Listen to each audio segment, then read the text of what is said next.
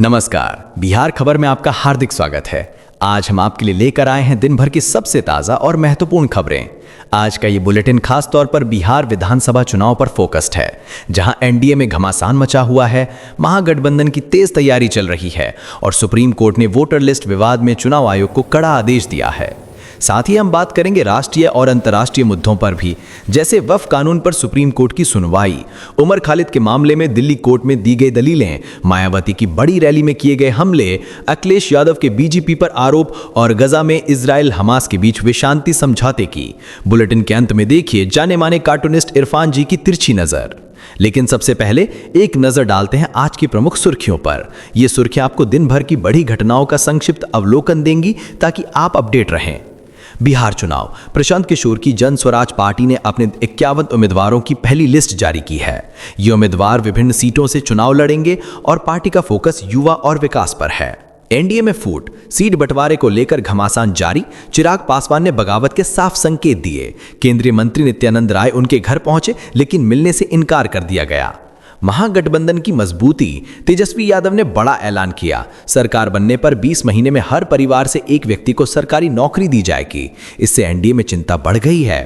Voter list विवाद, supreme court ने बिहार में एसआईआर प्रक्रिया पर सवाल उठाते हुए वोटरों को मुफ्त कानूनी मदद सुनिश्चित करने का अंतरिम आदेश दिया। चुनाव आयोग पर पारदर्शिता की कमी के आरोप। जम्मू कश्मीर, राज्य का दर्जा बहाल करने की मांग वाली याचिकाओं पर 10 अक्टूबर को सुप्रीम कोर्ट में सुनवाई होगी। अनुच्छेद 370 हटाने से जुड़ी याचिकाएं। ब्रिटिश पीएम और मोदी की बैठक, केयर स्टार्मर और पीएम मोदी के बीच द्विपक्षीय वार्ता, ट्रेड एग्रीमेंट पर हस्ताक्षर, व्यापार, सुरक्षा, तकनीक और शिक्षा पर चर्चा। शेयर बाजार, तेजी जारी, सेंसेक्स 398 अंकों की बढ़त के साथ 82,172 पर बंद। निफ्टी 135 अंकों की तेजी के साथ 25,181 पर बंद। वक्फ कानून, सुप्रीम कोर्ट में नई याचिका, असदुद्दीन ओवैसी की तरफ से रजिस्ट्रेशन की समय सीमा बढ़ाने की मांग। सीजेआई ने मामले को सूचीबद्ध करने का आदेश दिया। अमर खालिद मामला, दिल्ली हिंसा में आरोपी खालिद ने पुलिस पर झूठे गवाह गढ़ने का आरोप लगाया। कोर्ट में सीडीआर से साबित किया कि बैठक कभी हुई ही नहीं थी। मायावती की रैली, बसपा चीफ ने सपा, कांग्रेस और बीजेपी पर हमला बोला, योगी सरकार की तारीफ की, आकाश आनंद को उत्तराधिकारी के रूप में पेश किया। अखिलेश यादव, सपा चीफ ने बीजेपी पर कानून व्यवस्था में भेदभाव और फर्जी एफआईआर के आरोप लगाए। 2027 में इंडिया गठबंधन की सरकार बनाने का दावा किया। गजा शांति, इजराइल और हमास ने ट्रंप के 20 सूत्रीय प्रस्ताव पर हस्ताक्षर किए, युद्ध विराम घोषित, बंधकों की रिहाई शुरू होगी। ये थी आज की प्रमुख सुर्खियां। अब चलते हैं विस्तार से आज की सबसे बड़ी खबरों की ओर। हमारा पहला सेगमेंट है बिहार चुनाव पर, जहां एनडीए में बगावत के संकेत और महागठबंधन की तेज तैयारी ने सियासी माहौल गर्म कर दिया है। दोस्तों, बिहार में विधानसभा चुनाव की सरगर्मियां चरम पर हैं। चुनाव आयोग ने तारीखों का ऐलान कर दिया है और 10 अक्टूबर से पहले चरण के लिए नामांकन शुरू हो जाएगा। लेकिन जहां एक तरफ महागठबंधन अपनी रणनीति को मजबूत करने में लगा है, वहीं एनडीए में सीट बंटवारे को लेकर घमासान मचा हुआ है। ये घमासान इतना तेज हो गया है कि गठबंधन टूटने के कगार पर पहुंच गया लगता है। आइए विस्तार से समझते हैं इस स्थिति को। सबसे पहले बात एनडीए के घमासान की। चिराग पासवान, जो लोक जनशक्ति पार्टी रामविलास के प्रमुख हैं, खुलकर बगावत के संकेत दे रहे हैं। हाल ही में केंद्रीय गृह राज्य मंत्री नित्यानंद राय चिराग को मनाने के लिए उनके दिल्ली स्थित घर पहुंचे थे, लेकिन चिराग ने उनसे मिलने से साफ इनकार कर दिया। ये घटना एनडीए के अंदर की दरार को साफ दिखाती है। चिराग पासवान का कहना है कि उनकी पार्टी को सम्मानजनक सीटें मिलनी चाहिए, क्योंकि 2020 के चुनाव में एलजेपी ने बीजेपी के साथ मिलकर अच्छा प्रदर्शन किया था, लेकिन जेडीयू के कारण नुकसान हुआ।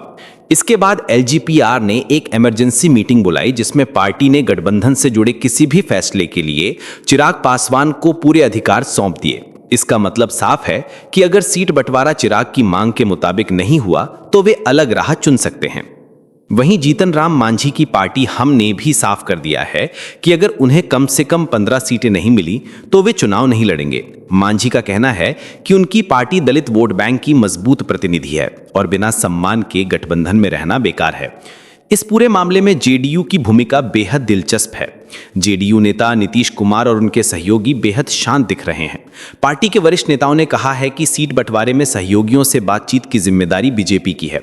जेडीयू ने बीजेपी को चेतावनी भी दी है कि 2020 वाला खेल दोहराया नहीं जाना चाहिए, जब एलजेपी ने जेडीयू के खिलाफ उम्मीदवार उतारकर नुकसान पहुंचाया था। जेडीयू के मुताबिक बीजेपी को अपने सहयोगियों को संभालना चाहिए, वरना गठबंधन की एकता खतरे में पड़ सकती है। राजनीतिक विश्लेषकों का मानना है कि बीजेपी इस समय सैंडविच की स्थिति। मुफ्त कानूनी मदद सुनिश्चित की जाए। ये मदद बिहार राज्य विधिक सेवा प्राधिकरण SLA के माध्यम से दी जाएगी। कोर्ट ने SLA आज ही सभी जिला विधिक सेवा प्राधिकरणों DLSA को निर्देश भेजने का आदेश दिया। इस मदद के लिए पैरालीगल वॉलंटियर्स PLV और मुफ्त कानूनी सहायता वकीलों को तुरंत उपलब्ध कराया जाएगा।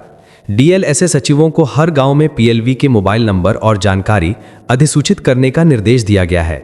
PLV बूथ लेवल अधिकारियों से संपर्क करेंगे, हटाए गए लोगों की जानकारी जमा करेंगे और उनके घर जाकर अपील के अधिकार के बारे में बताएंगे। कोर्ट ने स्पष्ट किया कि इस आदेश का लाभ उन लोगों को भी मिलेगा जिनके नाम मसौदा सूची में ही नहीं थे। सुप्रीम कोर्ट के इस कड़े आदेश ने चुनाव आयोग की SIR प्रक्रिया पर गंभीर सवाल खड़े कर दिए हैं।